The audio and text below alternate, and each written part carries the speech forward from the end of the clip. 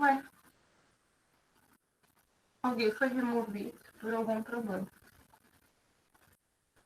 Bom, então, boa noite, pessoal. Vamos iniciar nossa aula, então, de mecânica respiratória. Então, dentro da fisiologia, a gente vai falar um pouquinho do sistema respiratório. Tem um videozinho que eu botei lá na mobilização, que é um vídeo para relembrar a anatomia do sistema respiratório, tá? Então, ele fala, né, do nariz, das fossas nasais, tá? Então, alguém perguntou ali se tem um PDF. Isso, tá. Vão me respondendo no chat o que vocês souberem, tá? Para eu não precisar ficar trancando a aula.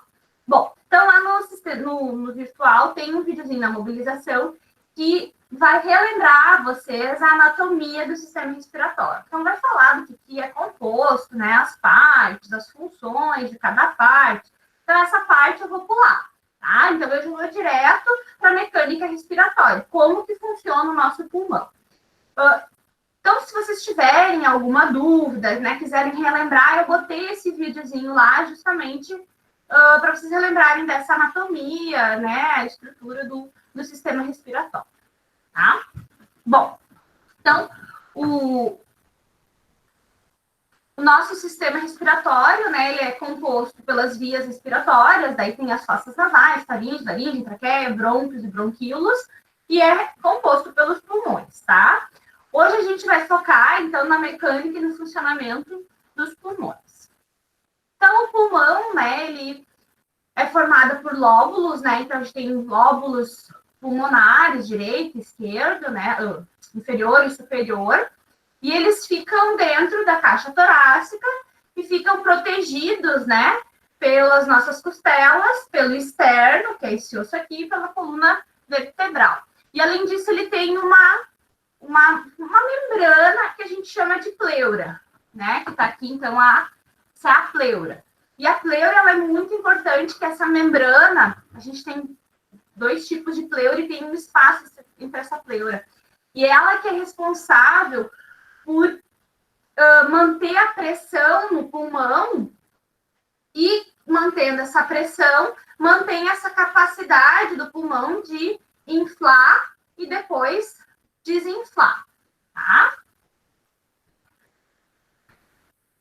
Também a gente tem os alvéolos pulmonares, né? Então, a gente tem o pulmão, tem os brônquios, os bronquíolos, que formam a árvore brônquica.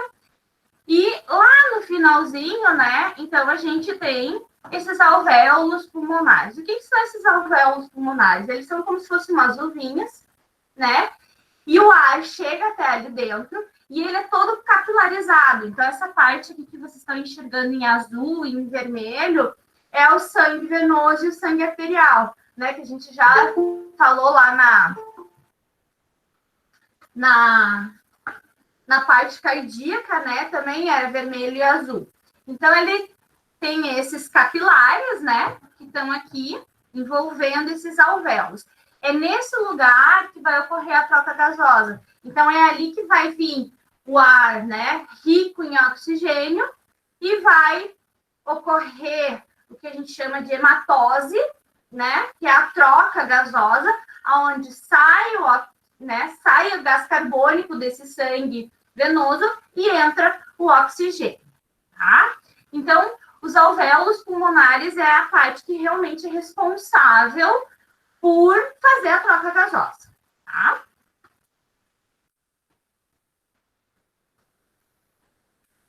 Então, como que ocorre, né? Aqui está todo o processo de respiração. Então, a gente tem as vias aéreas, né? Então, aqui a parte final das vias aéreas, que é o nosso alvéolo. Aqui está o nosso coração e imaginem aqui o nosso corpo. Então, lá na célula, tô aqui embaixo, ó. Vamos olhar lá na célula. Lá na célula vai ocorrer os processos bioquímicos, tá? Então, vai ocorrer síntese de degradação da glicose. Então, vai ocorrer lá dentro das células rotas metabólicas. Glicólise, ciclo de Krebs, fosforilação oxidativa. Isso vem lá na bioquímica, né? Lá na bioquímica a gente estuda todas essas rotas metabólicas e a respiração celular que acontece na célula, tá? Durante esse processo de respiração celular, o que acontece? Eu pego o oxigênio, né? Realizo as rotas metabólicas, sintetizo ATP, energia, e libero durante esse processo o gás carbônico, o CO2, tá? Esse CO2, ele vai cair na corrente sanguínea, vai ser levado para o coração, vai ir para o pulmão, né? Aqui no pulmão vai ocorrer a hematose pulmonar, vai sair gás carbônico, vai entrar oxigênio, sangue venoso passa a ser sangue arterial, volta para o coração, do coração vai para o corpo, chega lá na célula, onde acontece a hematose celular, entra oxigênio, faz a respiração celular, pega ali os nutrientes, glicose, proteínas, enfim, né? Faz as rotas metabólicas, produz energia, libera CO2, e assim vai ocorrendo a integração do ciclo pulmonar com o ciclo circulatório, com o sistema circulatório, tá? Então, esse é o processo da respiração, e a gente divide ela na respiração, no sistema respiratório, a parte de ventilação e a parte de respiração celular, tá bem?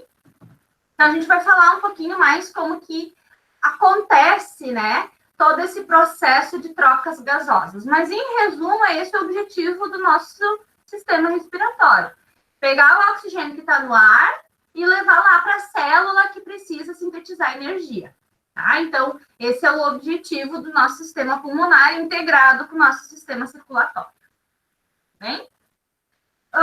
Tem alguns padrões de ventilação, né, que a gente costuma ouvir. Então, eu botei aqui no material para vocês, né? Então, eu travo no tempo. Eupneica, ou eupnia, né? É a respiração normal. Então, a gente diz, a respiração da eupneuca, está na respiração normal, em repouso, espontânea, né? Não está com uma hiperventilação, nem com uma hipoventilação. É a respiração normal, como todos vocês estão. Eu, como estou falando mais e estou me movimentando, eu começo a ficar um pouco mais ofegante, né? Por causa que eu estou me movimentando, né? A própria ansiedade de estar dando aula para bolinhas, né? Então, isso faz com que altere a ventilação. O padrão de ventilação acaba se modificando, tá? Então, padrão normal, né? É eupneu. Eu tranco nesse eupneu. Me ajuda aí. Eupneu. Ai, meu Deus. Eu não consigo falar eupneu, tá? Não consigo. Eu tenho uma certa dislexia com algumas... Eu travo algumas palavras, tá? Eu treinei muito para aprender a falar metoclopramida. Eu não conseguia falar metoclopramida. Daí, como eu sou farmacêutica, eu preciso falar metoclopramida, né? Então, eu treinei muito, mas para falar o eupneu, eu não treinei tanto assim, não sai, tá? Bom, então, a respiração normal, repouso, basal, espontâneo, tá? A hiperpneia é quando a pessoa faz atividade física, o exercício, né? Então, durante o exercício, aumenta o metabolismo, né? Então, quando a gente faz atividade física, aumenta o metabolismo. Como aumenta o metabolismo, aumenta a necessidade de oxigênio aonde? Lá na célula para realizar a respiração celular. Então, o mecanismo compensatório é aumentar a frequência ventilatória. A pessoa vai respirar, né, uma frequência ventilatória maior. Então, em resposta ao aumento do metabolismo. Então, a pessoa fica, né, mais ofegante, a frequência, ela aumenta, tá? A hiperventilação, ela ocorre quando aumenta a frequência ventilatória sem ocorrer o aumento do metabolismo, né? Então, a hiperventilação, ela pode ocorrer, por exemplo, por um ataque de ansiedade, tá? Eu não estou aumentando o meu metabolismo, mas eu estou com um ataque de ansiedade. E daí começa, né? A vir aquela sensação de hiperventilação. E isso é involuntário, a pessoa muitas vezes não consegue controlar isso. Daí, quando a gente diz acalma, respira, né? Para justamente conseguir controlar isso, tá? Uma forma de controlar a hiperventilação também é pedir para a pessoa respirar num saco, né? Então, ela consegue ir diminuindo essa hiperventilação. E aqui tá, né? Hiperventilação emocional é um exemplo dessa.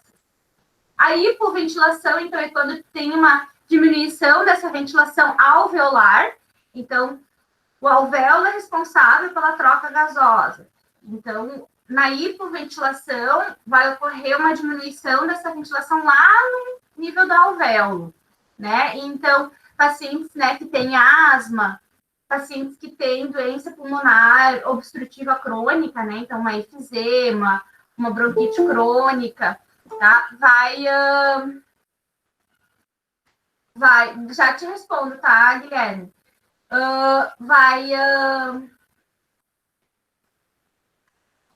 Daí eu me perdi aqui, da asma e da doença pulmonar obstrutiva crônica, diminui a troca gasosa e o paciente fica hipoventilado.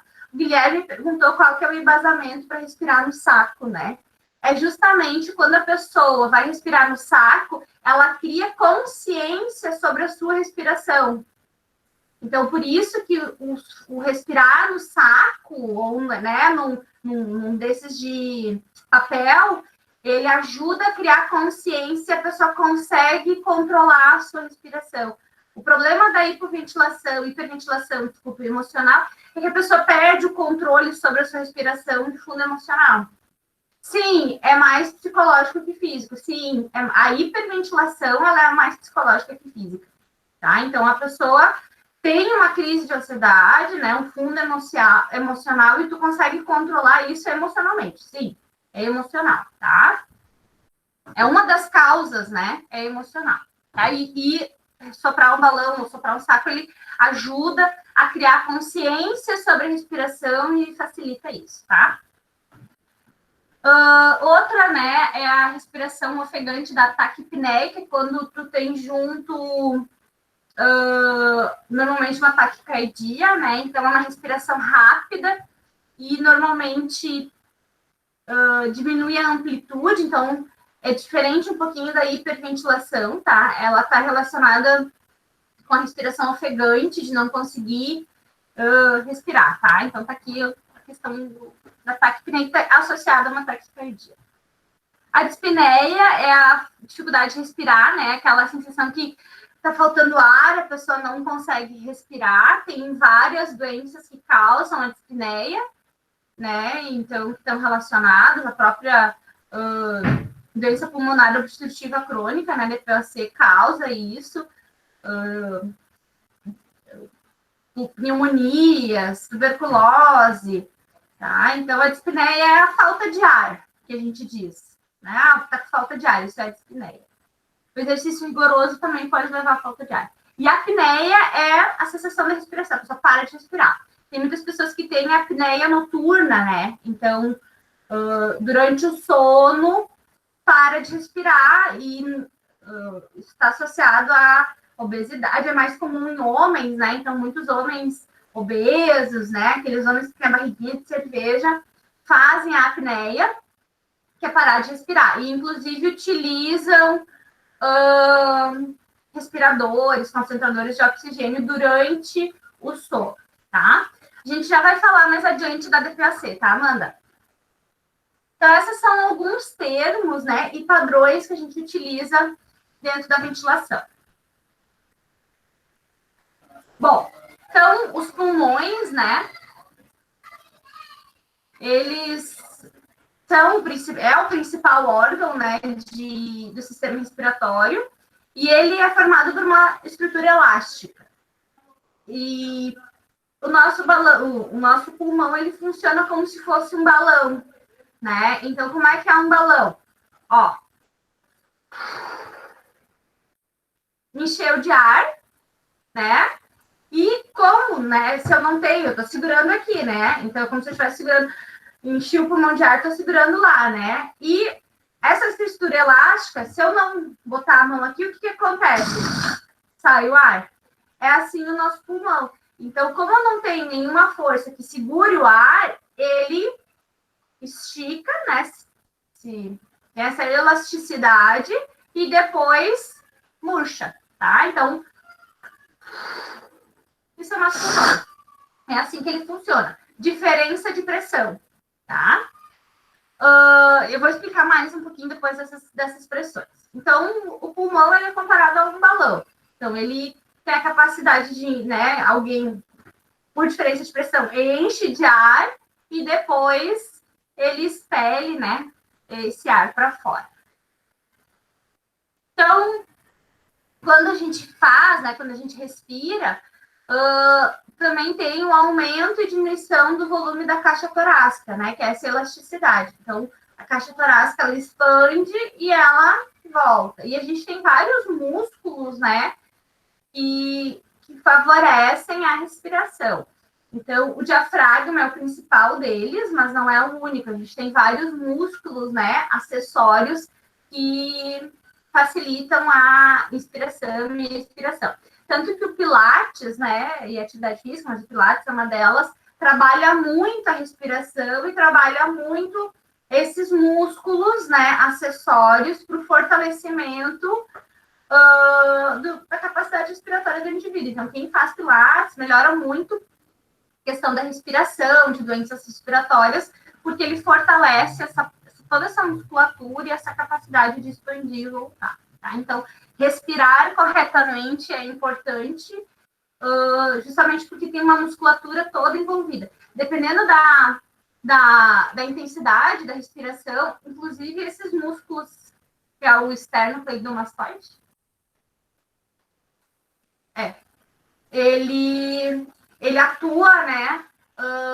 A gente sente, às vezes, respirando mal, sente dor, inclusive aqui nessa musculatura, que da respiração errada e da respiração mais intensa, tá? Então, trabalha vários músculos, né, que participam, tanto da inspiração como da expiração, né? Então, na expiração, pega os abdominais. Então, quando tu faz uma inspiração e uma expiração consciente, digamos assim, como é no Pilates, né? Tu acaba trabalhando os músculos abdominais também, tá?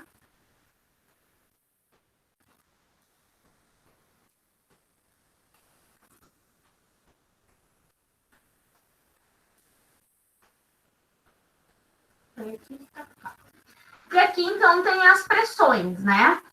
Como é que ocorre o processo de inspiração e expiração, tá? Deixa eu só ir para outra imagem aqui, para depois voltar nas pressões.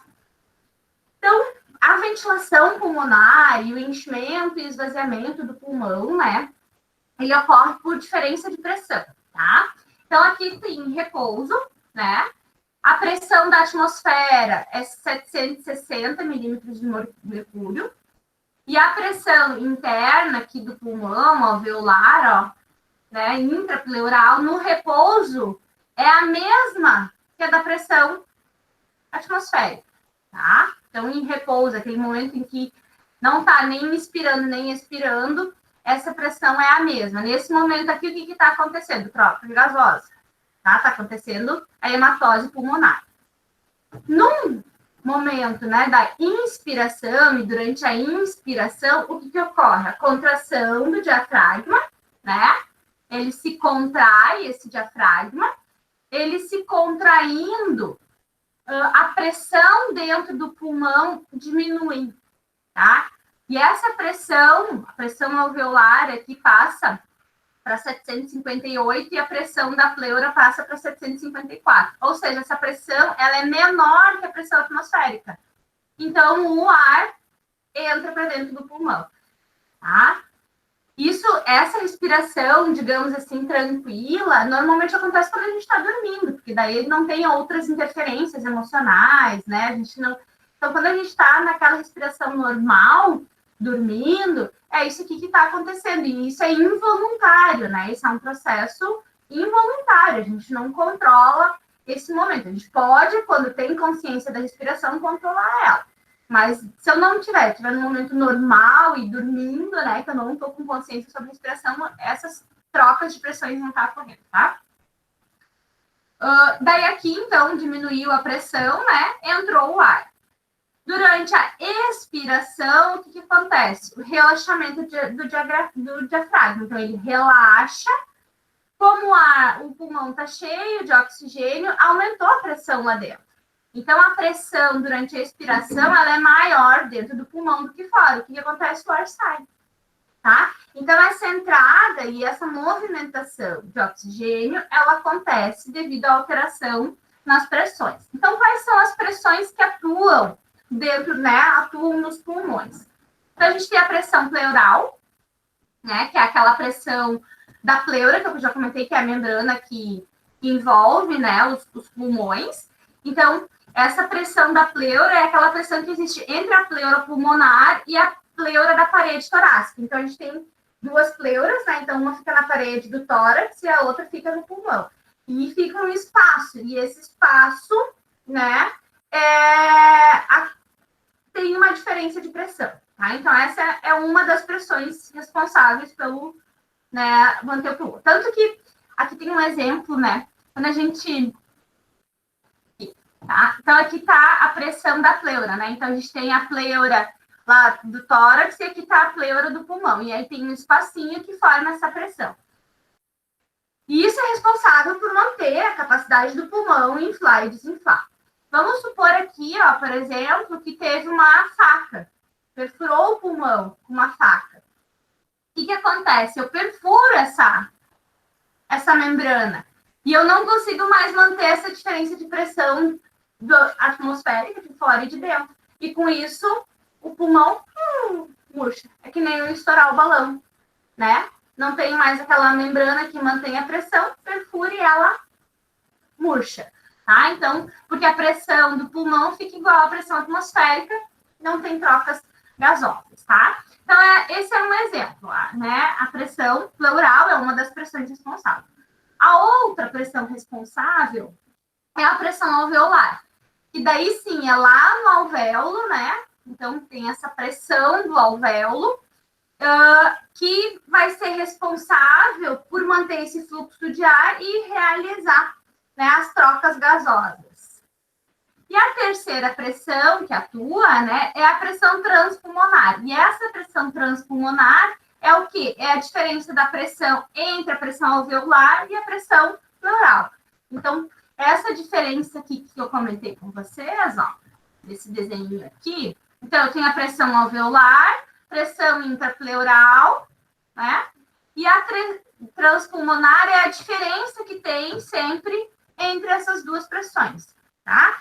Se eu não tenho essas pressões, não tenho um pulmão funcionando, tá? Então, elas são fundamentais durante o processo de inspiração e durante o processo de expiração, tá? Essa diferença de pressão que ocorre da atmosfera para os nossos pulmões, que vai fazer com que o ar entre e saia dos nossos pulmões. Tá? Aqui eu botei o exemplo da faca. Outro conceito importante que eu quero comentar com vocês. Só deixa eu ver que tem bastante coisas aqui no chat. Deixa eu ver as perguntas. Tá, depois eu vou comentar mais adiante. Sim, Andressa, a hipoventilação e a dispneia são quase a mesma coisa, só que a causa pode ser um pouquinho diferente, tá? Então, a dispneia é a falta de ar, quando falta o ar. E a hipoventilação é quando tem, por algum motivo, a diminuição da ventilação, que pode ser crônica. Por exemplo, o paciente com DPOC. O paciente com DPOC, ele chega um momento que a saturação de oxigênio dele, que se mede com oxímetro, é tão baixa que tu tem que botar em ventilação mecânica. É o que está acontecendo com alguns pacientes com coronavírus, né? Então, tem tanto vírus dentro do pulmão que diminui essas trocas gasosas e o paciente começa a hipoventilar. Então, a hipoventilação, ela é mais crônica, ela é por um período maior. E a dispneia são momentos de falta de ar, ela não é crônica, né? Então, tu tem momentos de falta de ar. E a hipoventilação é quando tu tá por um tempo maior, né? Diminuindo essa ventilação. E, normalmente, na hipoventilação, tu vai medir isso como saturação de oxigênio Ou tu olha para o paciente que tá com o lábio roxo, tá ficando com a boca roxa já por falta de oxigênio. E a dispneia não, é a falta de ar, e tu pode ter dispneia em alguns momentos, né? Então, por exemplo, o paciente com DPOC ou com asma, ele pode ter falta de ar em alguns momentos. Então, vai fazer uma atividade física ou vai fazer vai no mercado, enfim, e daí ele fica com falta de ar, tá? Então, essa é a diferença. Da Juliana ali, prof, quando corre e dói do lado, quando, como a gente diz, o que significa isso? Na verdade, está relacionado à respiração, né? E acaba que dói. Eu não me lembro exatamente o nome disso, mas tem um nome dessa dor da falta, né? Da má respiração. É que tu acaba utilizando musculaturas erradas e daí começa a doer, né? Porque tu tá respirando errado e acaba que dói devido a a má utilização dessa musculatura e vem a dor. Mas tem um nome para isso que agora eu não me lembro, tá? Vamos ver se eu me lembro até o final da noite. Outro conceito, então, posso continuar? Tem mais alguma pergunta? Oi, Giza. Tá? Então, vamos para mais um conceito que é importante, que é a complacência pulmonar, tá? Então, não sei se vocês já ouviram falar que quando tem risco do nenê nascer prematuro, né? Então, ele está com 7 meses e tem risco de um parto prematuro, a mãe faz uma injeção de corticoide, que é para os pulmões.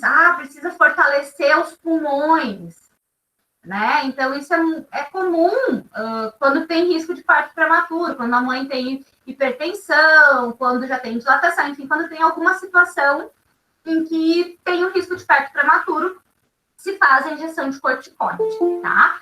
Por que isso, gente? O pulmão,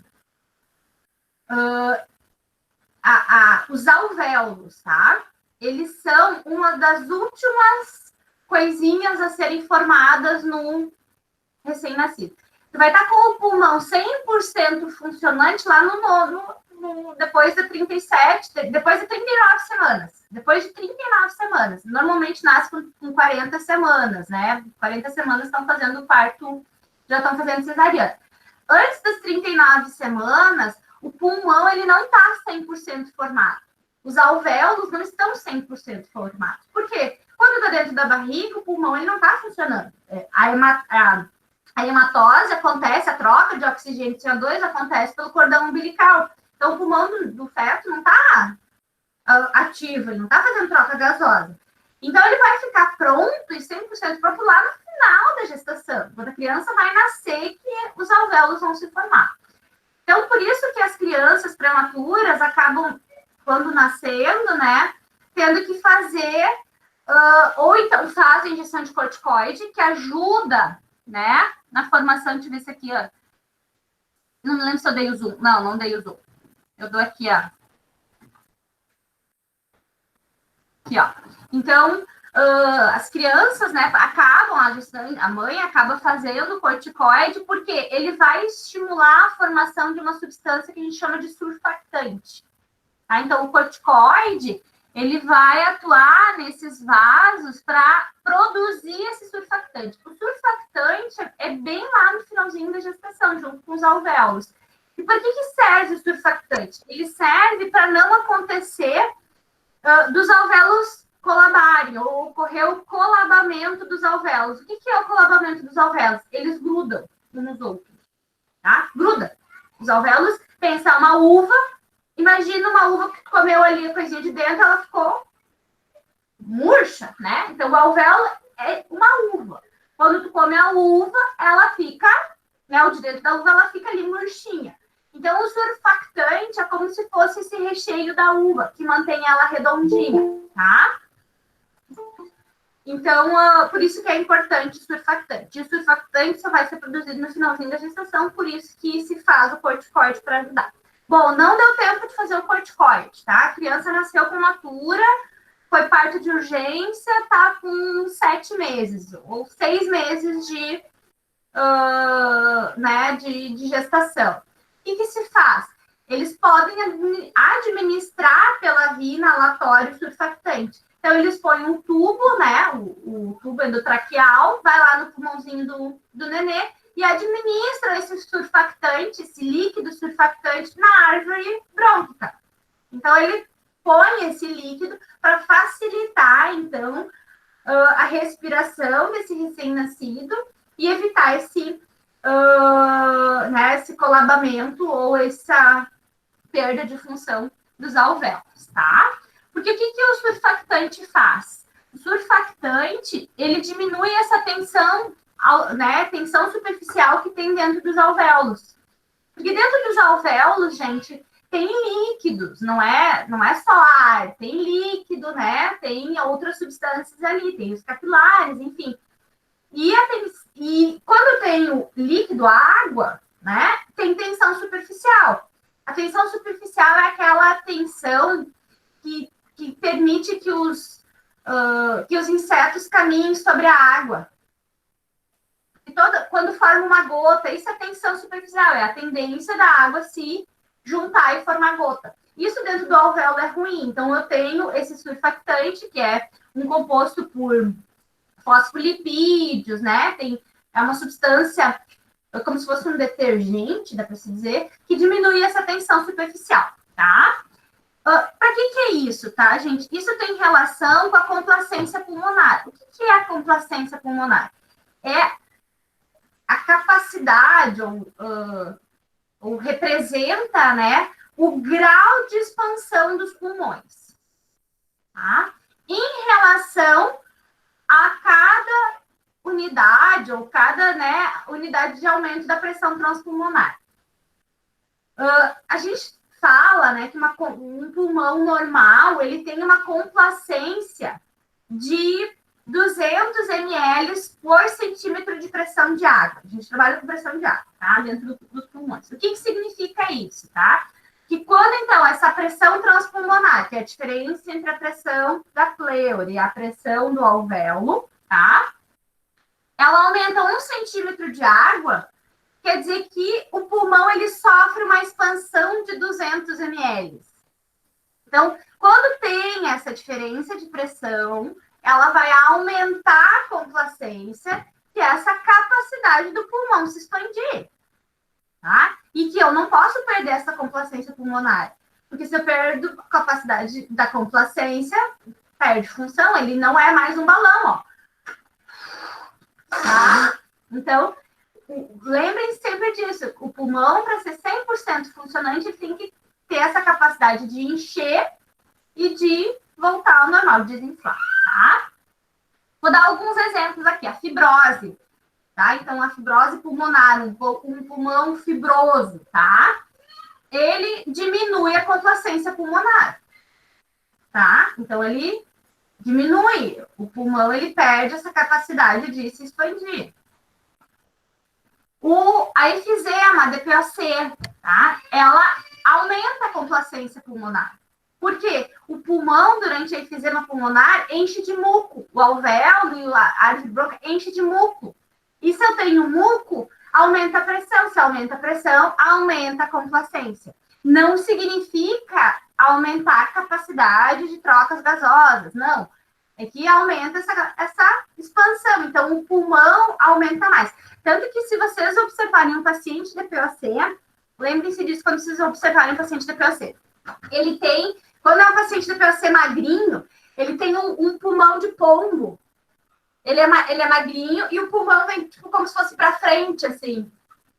Não sei se vocês já viram isso, mas ou põem depois ali no Google, paciente de POC, pulmão de pombo. Então, ele fica com um pulmão, né, parece que maior, mais comprido, porque aumenta a complacência, tá? Então, ele tem que expandir mais para conseguir realizar essa troca gasosa. E o surfactante, né, também aumenta essa complacência, tanto que quando precisa evitar que o pulmão do recém-nascido colabore, tu usa o surfactante, tá? Então, isso é a complacência pulmonar, é essa capacidade de aumentar o pulmão.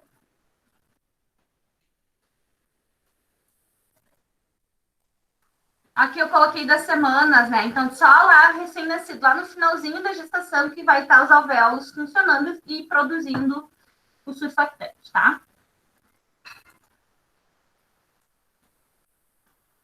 Deixa eu ver o que tem aqui, ó. A Thaís botou ali, ó, da dor de barriga, ela botou no... Ah, tá, a produção de ácido lático causa dor na lateral da barriga. Tá bem, obrigada, Thaís. Então, vamos lá. A inspiração e a expiração, tá? Então, como eu já comentei, né, a caixa torácica, ela tem essa elasticidade, essa capacidade de se expandir, essa elasticidade, né? Assim como os pulmões. Então, os pulmões também têm essa capacidade de se expandir, tá? Então, a complacência de todo o sistema pulmonar, né? Essa complacência da caixa torácica e do pulmão é o que vai, então, permitir a respiração. Então, numa respiração normal, tranquila, né? A contração dos músculos só vai acontecer durante a inspiração. A expiração é um processo natural. É quando a gente está dormindo, né? Então, quando a gente está dormindo, só durante a inspiração eu tenho a contração do diafragma. Durante a expiração, ela não ocorre, tá? Então, vamos falar um pouquinho desses dois momentos. Então, o que é a inspiração, né? A inspiração é a entrada do ar, a gente já comentou pela diferença de pressão. O diafragma, ele se contrai e vem para baixo, né? Então, ele desce e aumenta o volume da caixa torácica. Então, ocorre, né, o processo, as etapas da inspiração, a contração do diafragma, né, e dos músculos intercostais. Daí o diafragma, ele baixa, a caixa torácica e os pulmões aumentam de volume, a pressão diminui, né, então, no interior dos pulmões e o ar entra. Tá? Então, quando cai a pressão dentro do pulmão, ela é menor que a externa, o ar entra. Na expiração, acontece o contrário. Então, vai ocorrer o relaxamento do diafragma. Então, ele relaxa, né? Esse diafragma, ele sobe, ele volta ao normal, né? Com isso, a caixa torácica e os pulmões, eles diminuem de volume. A pressão dentro do pulmão aumentou, né?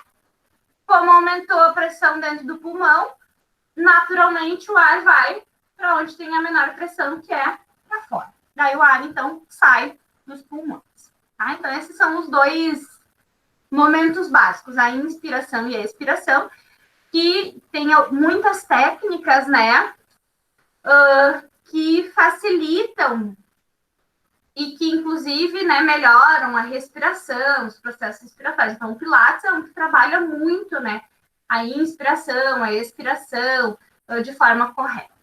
Tá? Porque a gente, no geral, respira muito errado. E eu, ainda mais, quando estou dando aula, eu respiro toda errada, a gente se perde, né?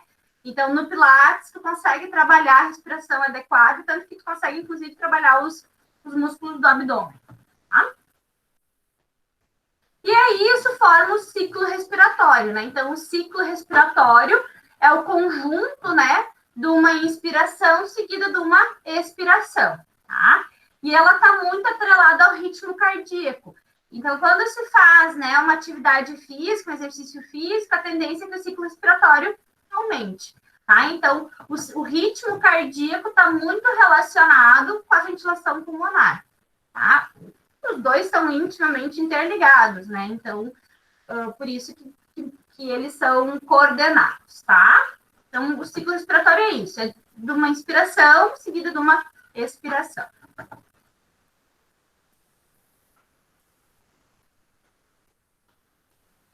E outro, né, uma outra conceito, enfim, é que a gente tem como medir, né, o volume e a capacidade pulmonar. Como é que se faz isso? Espirometria.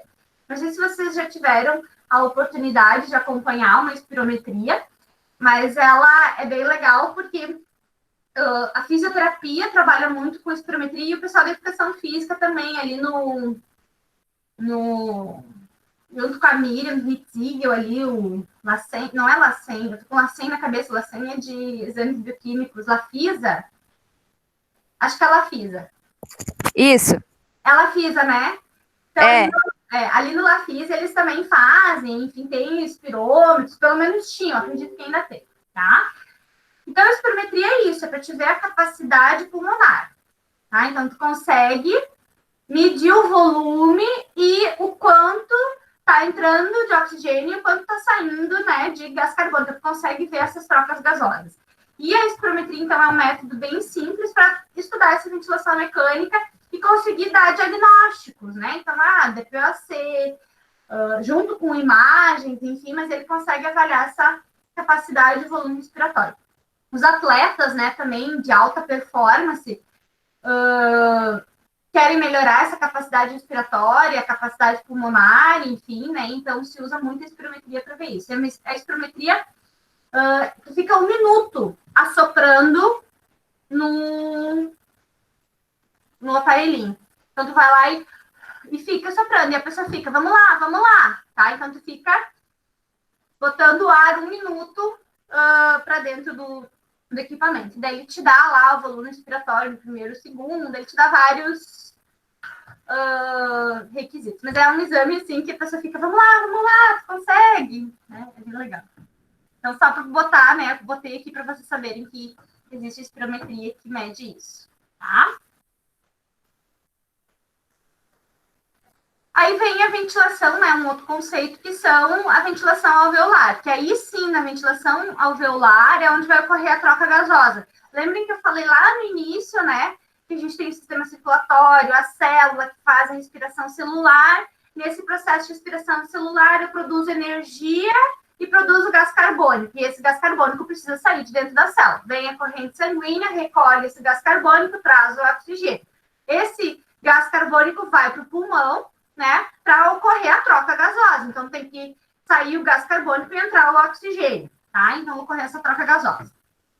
E aí, isso acontece lá no alvéolo. Então, a gente chama isso de ventilação alveolar, tá? Então, na ventilação alveolar é o que vai ocorrer o que a gente chama de hematose.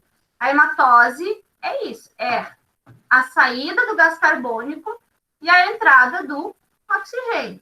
Então, os alvéolos, eles são amplamente capilarizados. Então, são os alvéolos, né? E bem pertinho passam esses capilares. E é por ali que vai ocorrer essa troca gasosa, tá? Então, a gente tem 2 tipos de hematose. A hematose pulmonar, que é aquela que vai ocorrer lá no alvéolo. Ó, entra oxigênio, sai gás carbônico, tá? Também a gente mede essa pressão. Então, lá na gasometria, né? Que é um exame que é feito, a gasometria arterial, tu consegue medir essa pressão de O2 e a pressão de CO2 e consegue identificar distúrbios ácido-básico. Então, se o paciente está com uma acidose, uma alcalose, né? Então, tu tem uma série de diagnósticos que tu pode ter, uma série de distúrbios metabólicos que tu consegue medir através dessa pressão de O2 e CO2. Tem, inclusive, gente, quem está com tempo livre, tem um curso bem legal de extensão, gratuito ali na Unisc, que fala de gasometria arterial. Então, quem quer estudar um pouquinho mais sobre a gasometria, eu recomendo fazer esse curso. Ficou bem legal, tá? Então, ali explica exatamente como é que é os parâmetros da gasometria, o que é hipoventilação, hiperventilação. Ele explica esse desequilíbrio ácido básico e quando o paciente tem uma alcalose, uma acidose, tá? Então, eu recomendo que vocês façam esse curso, né? Que é gratuito, imagina, gente, é um curso de gasometria que vocês vão ganhar certificado grátis e virtual, tá? Então, só tem que ter a vontade de fazer o curso, né? Então, isso daí é de cada um. Eu tô dando a dica e vocês podem fazer o que vocês quiserem com a minha dica. Né? Mas o ideal é que vocês possam fazer esse curso, ele ficou bem legal, tá? Bom, então a hematose pulmonar vai acontecer lá no alvéolo, né? Vai entrar oxigênio, vai sair o gás carbônico, tá? E esse processo, ele ocorre por difusão.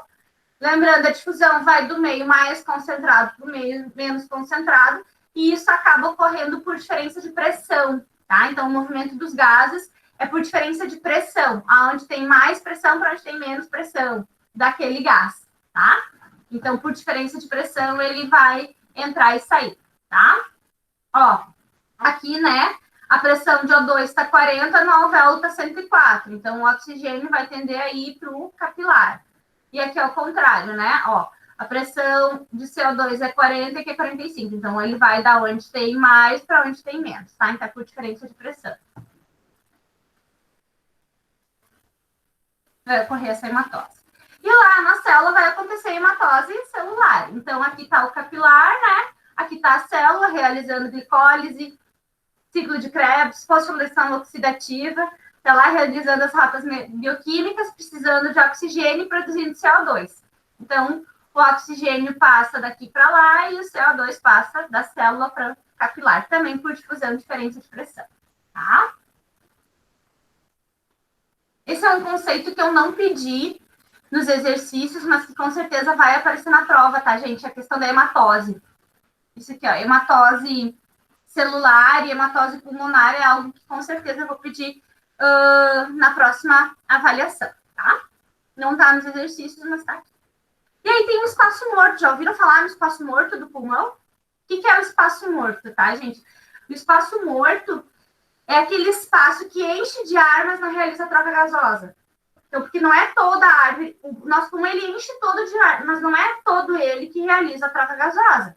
É só lá no alvéolo. E aonde está o alvéolo? Lá na... Ó, então, aqui tem a traqueia, brônquios, bronquíolos, né? Então, que a gente tem toda uma parte de cartilagem. Essa parte de cartilagem a gente chama de zona de condução. É aquela zona que vai conduzir o oxigênio, né? Não o oxigênio em geral, vai conduzir o ar que é rico em oxigênio. Então, a gente chama de zona de condução. E lá nos alvéolos e nos ductos alveolares que a gente tem a zona respiratória. Então, essa zona aqui, ó, de cartilagem, a gente chama de zona morta. É uma zona que não, o espaço morto, né? É uma zona que não realiza troca gasosa, mas enche de ar. Então, quando enche, naquele momento em que está ocorrendo não está nem inspirando e nem expirando, esse ar que está aqui na zona, né, ele vai descer e vai realizar a troca gasosa. Então, quando a gente vai inspirar, então, vou fazer isso, tá? Vou inspirar e depois eu vou explicar o que aconteceu. Inspirei. Inspirem junto comigo, vamos respirar junto comigo, tá? Vamos respirar junto comigo. Então, vamos para explicar esse espaço morto. Então, quando a gente inspira, vamos inspirar. Pronto. Soltei o ar, tá? Quando tu solta o ar na expiração, teu pulmão ele não fica totalmente sem ar. Ainda está acontecendo a hematose lá dentro. Então, esse ar que estava na zona morta, ele desce para os alvéolos, para né, essa parte da zona absortiva. Ele desce para lá, né?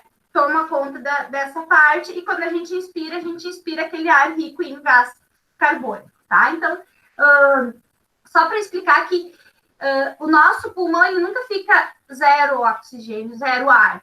Porque a gente tem esse espaço morto. Então, quando a gente expira o ar, esse ar que estava na zona morta, ele desce para os alvéolos para fazer a troca gasosa.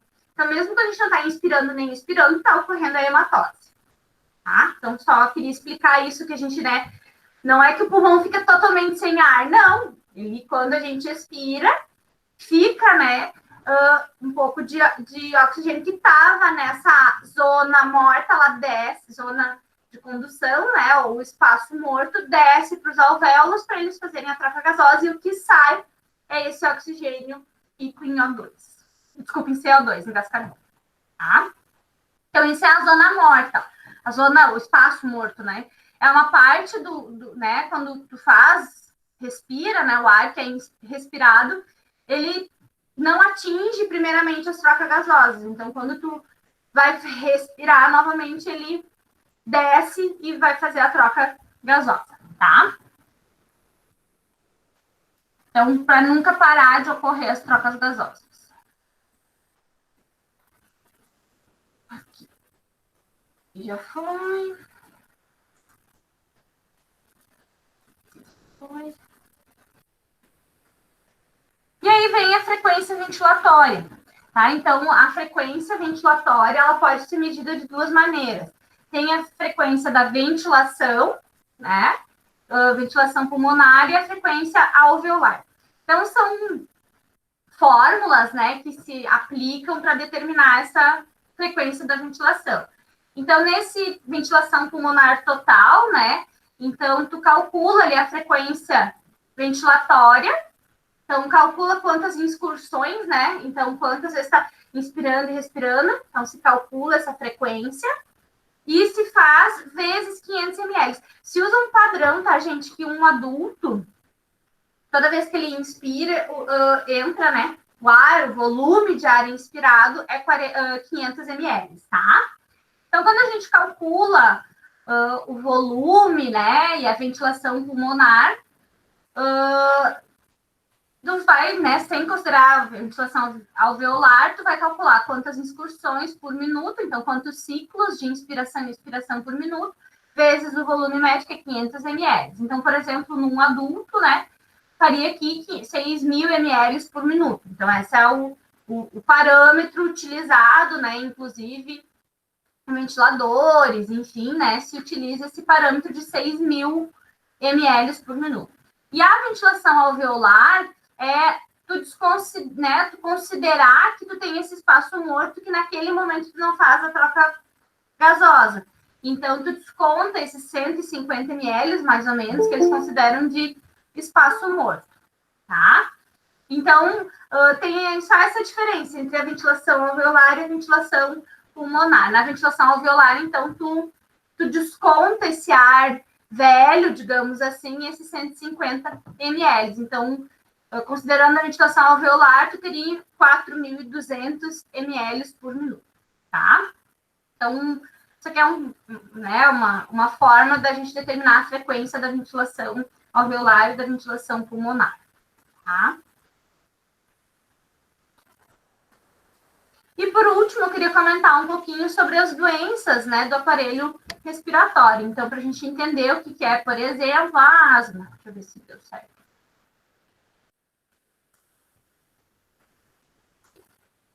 Será que vai dar o zoom? Não deu. Deixar vocês zonzos. Vai ver. Então, a asma, né,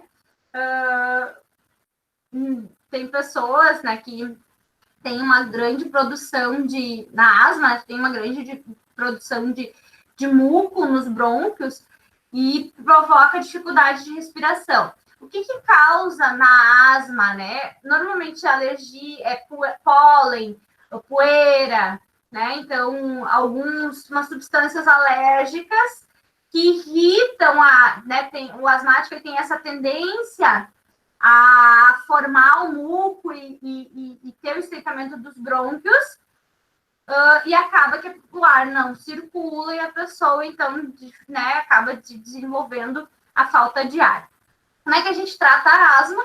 Com medicamentos, corticoides e até medicamentos imunológicos que diminuem essa produção de muco, essa produção de líquido no brônquio da pessoa. Então, tu consegue controlar com isso, tá? Olha a diferença, né? Aqui, a pessoa normal e aqui a pessoa que tem a asma.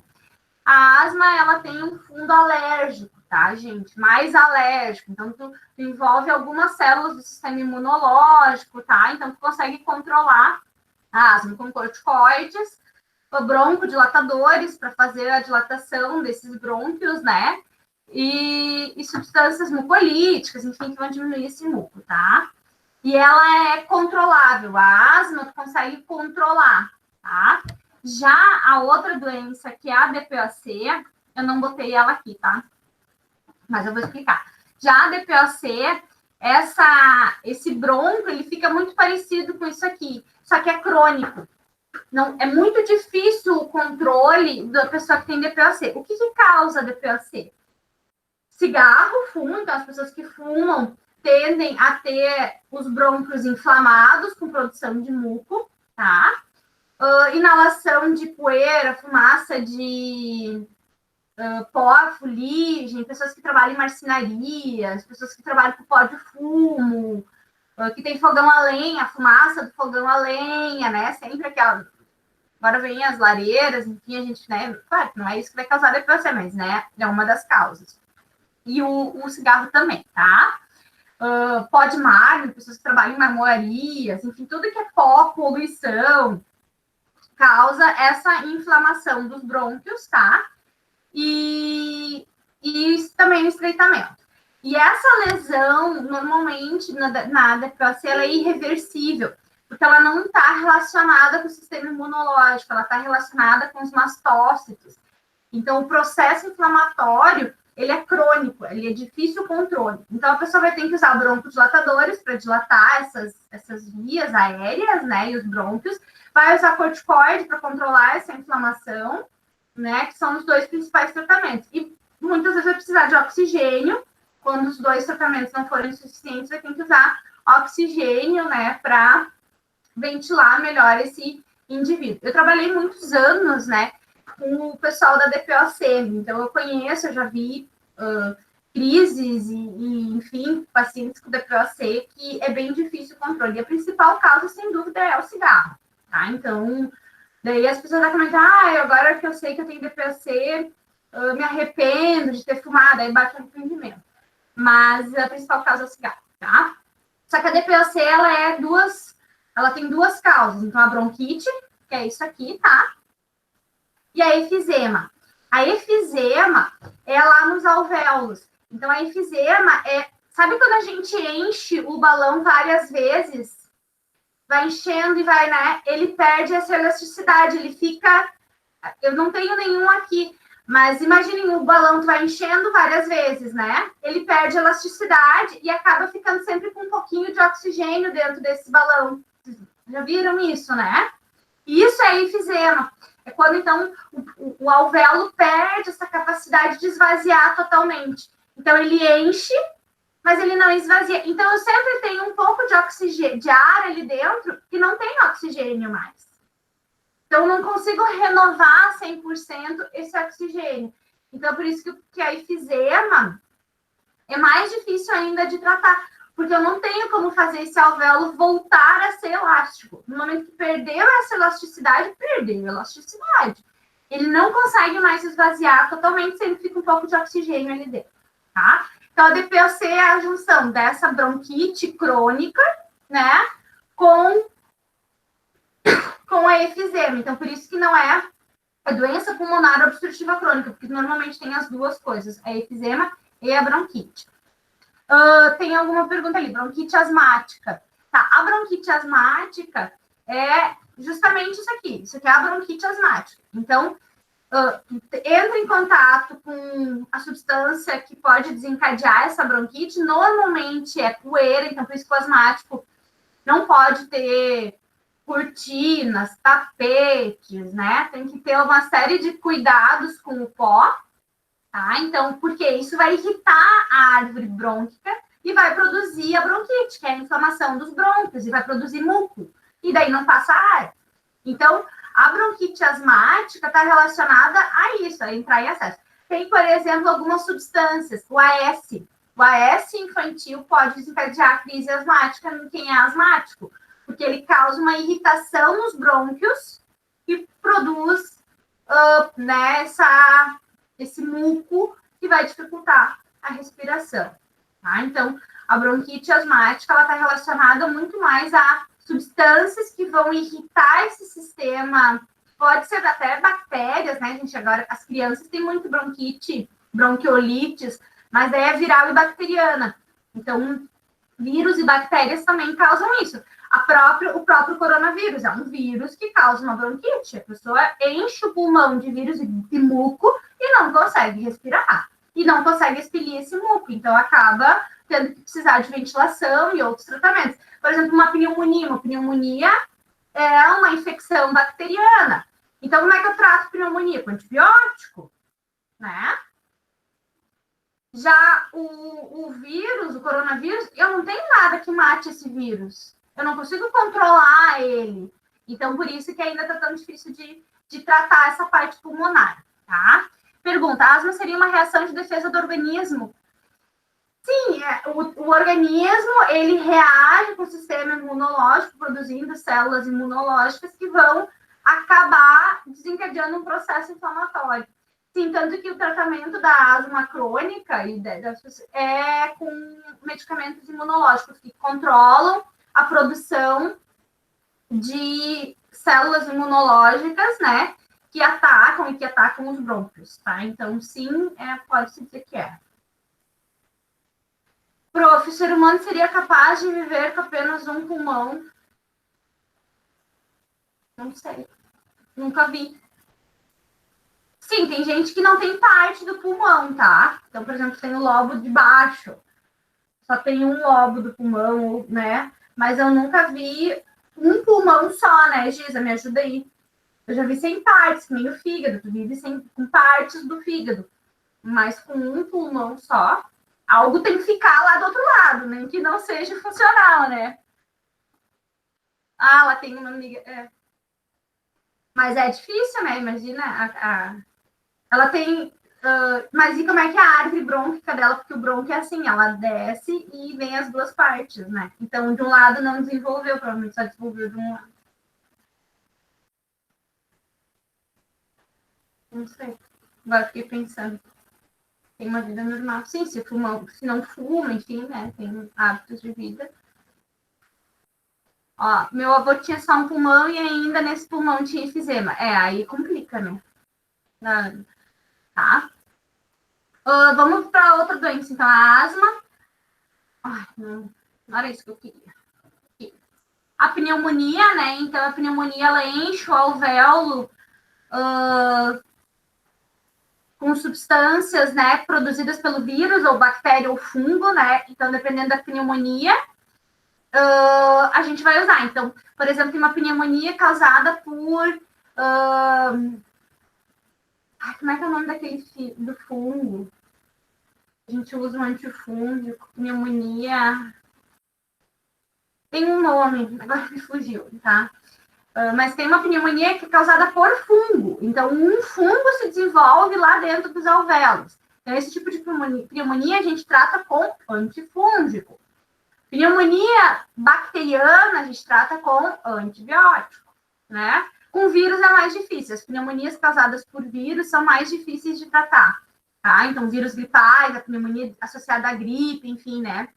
Ela é mais difícil de tratar. Normalmente, quando tem uma pneumonia viral, ela se torna bacteriana ou fungo, porque quando aquelas células acabam o sistema imunológico, enfim, naquela região acaba perdendo capacidade de defesa e bactérias e fungos acabam se proliferando, tá? Sim, tem pneumonia química também. Substâncias químicas causam pneumonia também, tá? Então, até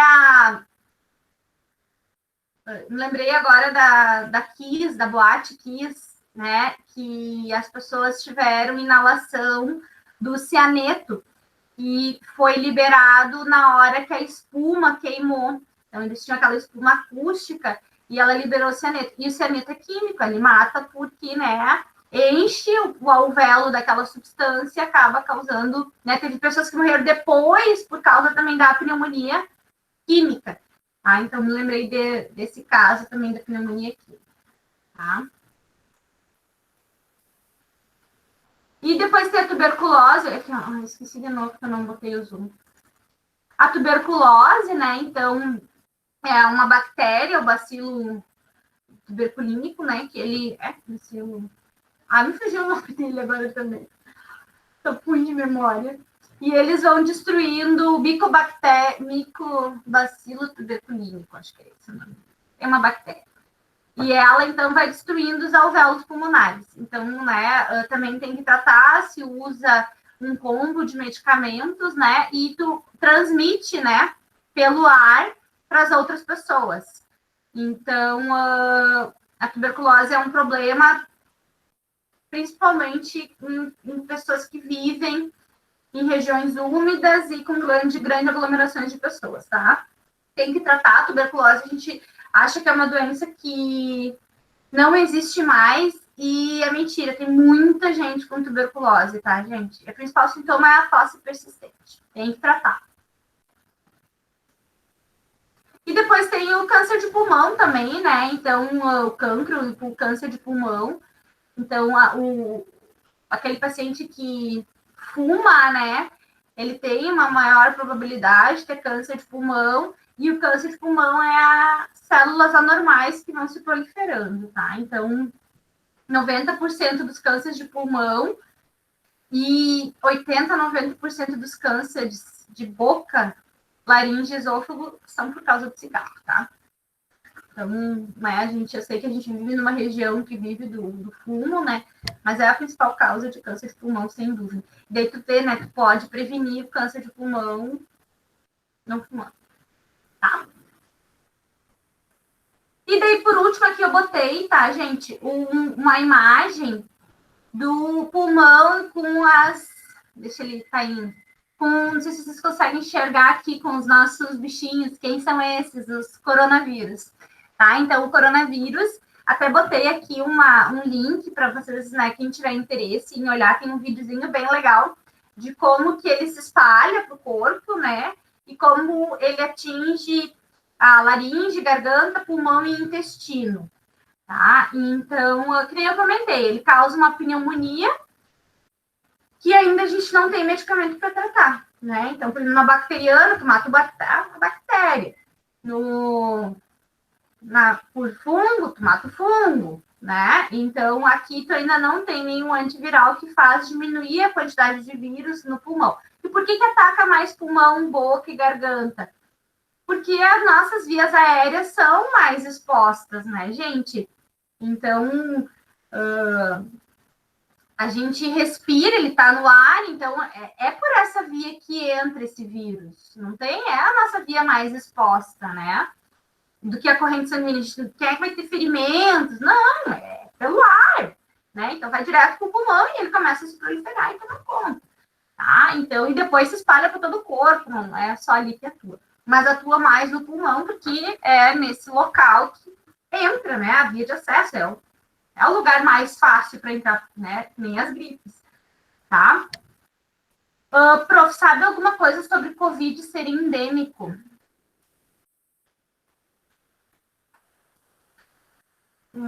Porque assim, ó, na verdade, o que é endemia, né? Endemia é um surto controlado. Então, começa com surto, que é vários casos na mesma região, isso é endêmico, fica aqui. E depois ele vai se espalhando, os clusters vão se espalhando, porque as pessoas estão se movimentando. Então, não sei diz o que ele quis dizer com endêmico. Não, ele não é endêmico, ele virou uma pandemia. Se ele fosse endêmico, a gente conseguiria, com isolamento 100%, controlar, que nem a Nova Zelândia. Nova Zelândia não tem mais nenhum caso. Porque o que a Nova Zelândia é? É uma ilha. Vocês imaginem, é uma ilha rica, né? As pessoas que vivem lá têm condições de vida muito boas, não vai comparar com o Brasil. E tu consegue controlar o fluxo de entrada e saída de pessoas. Então, quem quer ir para Nova Zelândia hoje vai ficar em quarentena, vai ficar sob monitoramento. Então, eles conseguiram controlar. Estão comentando que ele não vai ter só agora. Estão comparando. Sim, com certeza, ele não vai sumir. Não vai sumir. E a nossa vida, gente, por exemplo, formaturas, grandes festas, grandes eventos, isso antes de 2022 não vai acontecer. Grandes eventos, grandes aglomerações. Porque, gente, é muito fácil desse contágio. Então, enquanto não tiver uma vacina, que 100% das pessoas fizeram, desenvolveram um sistema imunológico para isso, não vai sumir, o vírus não vai morrer, entendeu? A gente vai conviver com ele, assim como é o vírus influenza, o vírus da gripe, né? Então, a gente vai viver com ele, vai conviver com ele não vai ir embora. Esse pessoal lá da Nova Zelândia está controlado agora.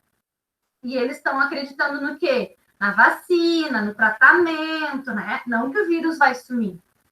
Então, porque não vai, não tem. O vírus não vai fazer assim, sumiu. Não, todos nós vamos conviver por muito tempo com esse vírus. Ô, prof, eu tenho uma prima que mora lá na Nova Zelândia, e ela disse que lá tá muito controlado, como a senhora falou. Eu tava até pensando agora que a senhora tava falando. E ela disse que é outro mundo, exatamente. É outro mundo. Assim, eles não se preocupam tanto como a gente está se preocupando, sabe? Meu pai fala bastante com ela pelo WhatsApp, então aqui a gente está bem preocupado, né? Porque é interior e coisa, daí o pessoal se preocupa, né? Mas lá eles estão muito tranquilos. E vocês entendem que não tem como nós aqui fazer o que a Nova Zelândia fez. Porque para chegar na Nova Zelândia é por avião, né? Então, é outra forma de controle de entrada e saída de pessoas. Aqui não tem como a gente fazer isso. O mundo está assim, dinâmico, as pessoas vão e vêm. Eu não tenho agora como proibir que o pessoal de Venâncio venha para Santa Cruz. Não existe, vocês entendem? Eu não tem como proibir o pessoal de Santa Cruz ir para Veracruz. Não existe isso. E não é isso, não é essa a solução, porque isso vai retardar o problema que nem a Nova Zelândia fez. Ela está retardando. Está controlado lá, porque eles conseguem controlar quem entra, quem sai, e estão esperando uma vacina, estão esperando um tratamento, estão esperando, né? Gente, antes da gente encerrar, eu vou para. Alguém tem mais alguma pergunta? Era isso que eu queria comentar com vocês, tá? Então, como que funciona o pulmão? Respondendo aquelas 8 questões, né, do estudo dirigido, a gente comentou todas elas aqui. As respostas tem também mais, né, para aprofundar no capítulo do livro que eu coloquei lá para vocês. Inclusive, tem umas partes meio marcadas em amarelo, tá? Estão destacadas. Então, estão lá. Então, a atividade é responder essas questões e, né, entregar no Moodle. É o mínimo que eu quero que vocês saibam são aquelas questões. Né? O resto daí é a curiosidade de entrar na reportagem, de fazer o curso de gasometria, que eu acho que é muito legal o pessoal que vai depois ir para a área hospitalar, né, que pretende trabalhar com atletas de alta performance, enfim, ou o pessoal que é da enfermagem, da fisioterapia, que estão fazendo também fazer o curso de gasometria. Ele conta para atividade de núcleo flexível, porque ganha certificado, e conta para atividade de núcleo flexível. Então, é uma baita oportunidade de vocês fazerem esse grupo. Vai ter esse curso. Vai ter um também de meditação para iniciantes. Também recomendo fazer. A gente tem que pensar na nossa qualidade de vida também, né? Tá? Então, essa é a atividade. Eu vou só parar a gravação, então, e daí a gente tira a nossa foto e conversa mais um pouquinho. Tá, gente? Então, tchau para aqueles que eu estou encerrando a gravação. Beijo.